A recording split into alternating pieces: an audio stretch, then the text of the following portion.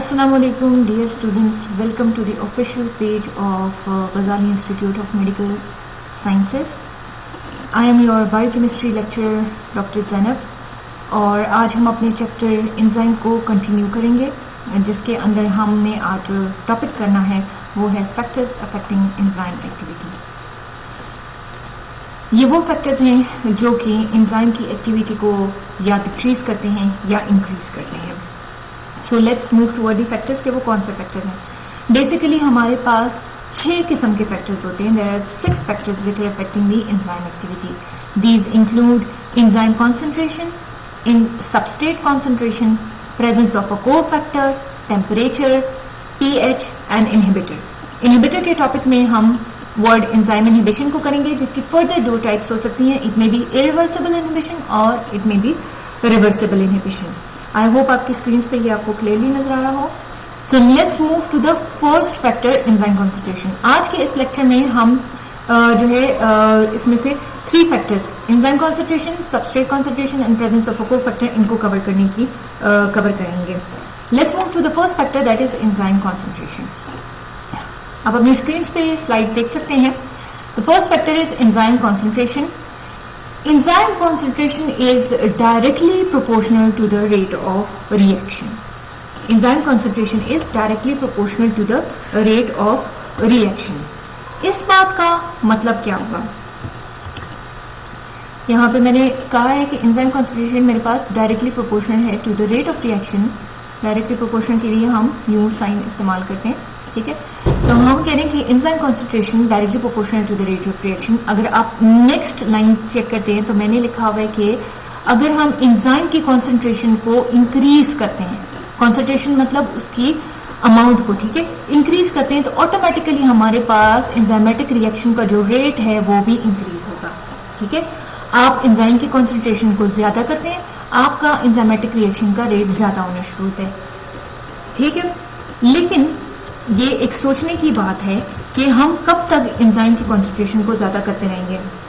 Enzyme will increase the rate of reaction up to a certain level, ठीक है। एक खास लेवल तक आप एंजाइम की कॉन्सेंट्रेशन को ज्यादा करना शुरू करेंगे, आपका रेट ऑफ रिएक्शन ज्यादा होगा। आप फिर और एंजाइम ऐड करते हैं और आपका रेट ऑफ रिएक्शन ज्यादा होगा। लेकिन एक खास लिमिट होती है, that is there will be no increase in the rate of reaction. मतलब एक लिमिट आएगी, एक सर्टेन लेवल आएगा, एक ऐसा लिमिट आ जाएगा जिसपे आप एंजाइम की आपका रेट ऑफ रिएक्शन रुक जाएगा, वो और आगे नहीं जाएगा। क्यों? Because there is no substrate available for further reaction. एक टाइम तो ऐसा आएगा ना, से फॉर एग्जांपल अब मैं यहाँ पे लिखती हूँ ये मेरे पास सबस्ट्रेट है, ठीक है, ये एस मेरे पास सबस्ट्रेट है और इसमें मैं एंजाइम के साथ रिएक्शन कर रही हूँ, ठीक है। और रिएक्शन क्या है, स्पीड अप हो रहा है और मेरे पास क्या बन रहा है, ये पी जो है ये मेरे पास प्रोडक्ट बन रहा है, ठीक है। मैं एंजाइम की कंसंट्रेशन को और ज्यादा करती हूँ, मेरे रिएक्शन का जो रेट है वो और भी ज्यादा होना शुरू हो जाता है। लेकिन एक टाइम आएगा कि मेरे पास ये सबस्ट्रेट जो है ये खत्म हो जाएगा।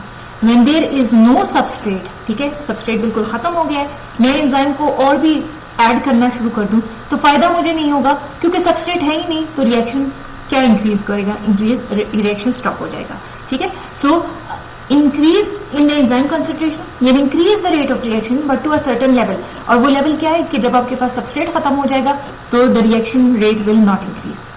इसी तरह चलते हैं अपने सेकंड पॉइंट पे। And the second point is again जो है वो है हमारे पास सबस्ट्रेट कॉन्सेंट्रेशन। सबस्ट्रेट कॉन्सेंट्रेशन में भी आप देखें तो that is also directly proportional to the rate of reaction, ठीक है। Increase in substrate concentration will increase the rate of reaction. ये मैंने एरोज दिखाए हैं, तो इस एरोज से मैं शो कर रही हूँ कि अगर मैं सबस्ट्रेट की कॉन्सेंट्रेशन ज्यादा करती हूँ, कंसेंट्रेशन मतलब उसकी मिकदार ज्यादा करती हूँ, तो मेरा एंजाइमेटिक रेट का रिएक्शन भी ज्यादा होता है, ठीक है। अब मैंने यहाँ लिखा है कि increase in the substrate will increase the rate of reaction but to a some extent because the active site occupy small portion in enzyme. Enzyme पूरा प्रोटीन का बना हुआ है लेकिन उसके ऊपर एक छोटी सी जगह होती है जो एक्टिव साइट होती है। पूरा का पूरा एंजाइम एक्टिव साइट का तो नहीं बना हुआ। Beyond that it will not increase the rate of reaction. Let's move to our page जहां मैं आपको समझाती हूँ। देखिए सबस्ट्रेट का कॉन्सेंट्रेशन भी directly proportional to the rate of reaction. मैंने सबस्ट्रेट का कंसेंट्रेशन ज्यादा किया, मेरा रेट ऑफ रिएक्शन ज्यादा होना शुरू हो गया। लेकिन एक टाइम लेकिन टू सम एक्सटेंट, क्योंकि अगर आपको पहले याद हो इससे पिछले लेक्चर्स में जहां पे मैंने आपको एंजाइम का मॉडल दिखाया था, तो मैंने कहा था कि अगर ये एंजाइम का स्ट्रक्चर है, ठीक है, तो यहाँ पे ये एक साइट है जिसको हम कहते हैं कि जी हमारे पास ये क्या है, ये हमारे पास एक्टिव साइट है, ठीक है। ये जो जगह है ये हमारे पास एक्टिव साइट है। पूरा का पूरा एंजाइम जो है उसमें सिर्फ ये जगह हमारे पास एक्टिव साइट है। तो जाहिर बात है आपके पास सबस्ट्रेट ने आके यहीं पे लगना होता है ना, पूरे एंजाइम पे तो नहीं लगना होता। तो अगर मैं सबस्ट्रेट की कॉन्सेंट्रेशन ज्यादा भी कर दूं, ये लेंगे आपके पास सबस्ट्रेट्स हैं, ठीक है, ये मैंने सबस्ट्रेट्स ज्यादा कर दिए, तो एक ही सबस्ट्रेट आके इस एक्टिव साइट पे लगेगा, बाकी सारे सबस्ट्रेट तो यहाँ पे पड़े हुए हैं। तो अगर आपके पास दूसरा एंजाइम है, ठीक है, उसके ऊपर ये एक्टिव साइट है, ये वाला सबस्ट्रेट आके यहाँ पे लग गया तो ऑक्यूपाई हो गए। अब ये तो रेट ऑफ रिएक्शन को ज्यादा कर सकते हैं, लेकिन आगे और सबस्ट्रेट तो इधर ही पड़े हुए हैं, इनके पास एक्टिव साइट्स नहीं है। सो टू सम एक्सटेंट आपका रेट ऑफ रिएक्शन जो है वो ज्यादा हो सकते हैं। थर्ड फैक्टर आ जाता है हमारे पास, and then that is the presence of cofactor, ठीक है। कोफैक्टर हमने पहले भी पढ़ा था कि that is very important for the enzymatic activity, and without the presence of cofactor the enzyme will show no activity. अगर आप इससे पिछले अपने लेक्चर को रिव्यू करें तो उसमें आपको पता चलेगा कि कोफैक्टर क्या होता है। So cofactor is the part of enzyme, ठीक है, जिसमें हमने कहा था कि जी इसको एपो एंजाइम और साथ में कोफैक्टर मिलते हैं तो फिर हम उसको होलो एंजाइम कहते हैं। तो कोफैक्टर हमारे पास ऑर्गेनिक भी हो सकता है, इनऑर्गेनिक भी हो सकता है, लेकिन कोफैक्टर एंजाइम का वो हिस्सा है जिसके बगैर एंजाइम अपनी एक्टिविटी शो नहीं कर सकता। से फॉर एग्जांपल यहाँ पर जो हमारी बॉडी में सबसे बड़ा रिएक्शन है होने वाला वो हमने लिखा है, ठीक है, और वो हम आपको शो करेंगे कि water plus carbon dioxide in the presence of enzyme. ये जो एरो के ऊपर लिखा हुआ है दिस इज एंजाइम। तो एंजाइम कार्बोनिक एनहाइड्रेट्स की प्रेजेंस में ये आपके पास CH2CO3 बनाता है, इसको कार्बोनिक एसिड कहते हैं, ठीक है। तो ये आपके पास कार्बोनिक एसिड बनाता है। सो ये हमारे पास होने वाला यहाँ पे सबसे इंपॉर्टेंट रिएक्शन है, ठीक है।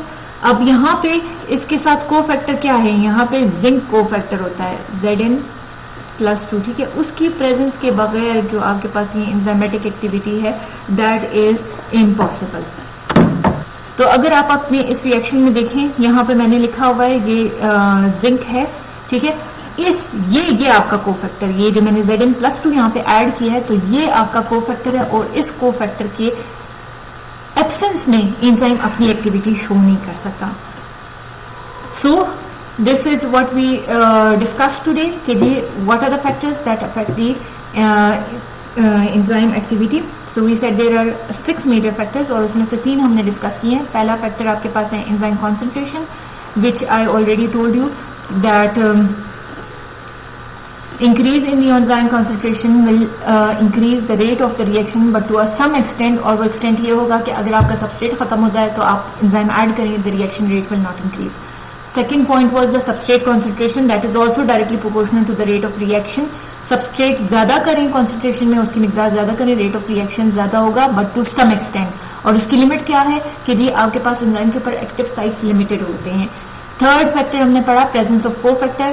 कोफैक्टर के बगैर, without cofactor the activity of enzyme is not possible.